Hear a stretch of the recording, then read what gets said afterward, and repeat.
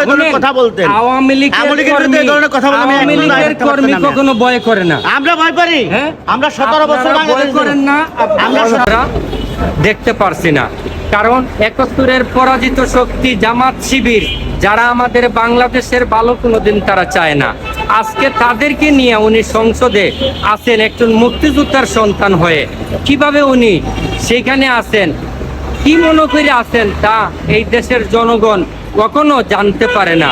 আজকে আমাদের আমি কথা বলতেছি, ভাই আপনি বয়স কত? আমি এটা আমার বয়স হিসাব করে লাভ নাই। আমার বয়স কমপক্ষে ধরেন না, নিচে 40ই ধরেন। নিচে 40? হ্যাঁ। দেশ স্বাধীন হয়েছে কত বছর? স্বাধীন আমরা দেখি নাই। আপনি স্বাধীন দেখেন, আমিও স্বাধীন দেখি না। আপনারা আমি তিনটা চারটা প্রশ্ন করি, বলেন কি বলবেন? আপনার মাথায় হাতটা রেখে বলেন না, আমি আমার মাথায় হাত রেখে বলতেছি, ঠিক আছে? এই যে শেখ হাসিনা 17 বছর রাষ্ট্র চালাইছে, আপনি বললেন স্মার্ট বাংলাদেশ করছে। স্মার্ট কোন দিক দিয়া? গুম, খুন, জুলুম, নির্যাতন, গাইবি মামলা, এদিক দিয়া না মানুষের আদর ভালোবাসার সোহাগ দিয়া? আচ্ছা, আমি কথা বলতেছি, আপনি আমি এই কথা আমি বলি আপনাকে, আপনারা বলি আপনি যে তারেক রহমানের বাংলাদেশ রাষ্ট্র চালানো, আমি কথা বলতে দেন, তারপরে কথা বলেন। হ্যাঁ বলেন। আমি কথা বলতেছি, আপনি আইসা আমারে বেডু দিয়ে বসলেন। আমি বেটু দিছি, আপনি যে তারেক রহমান, জিয়া রহমানের, আপনি কি বলছেন? খালেদা জিয়ার কথা আপনি কি বলছেন? হ্যাঁ বলেন আপনি। হ্যাঁ, গুম কুমের কথা বলছেন। হ্যাঁ।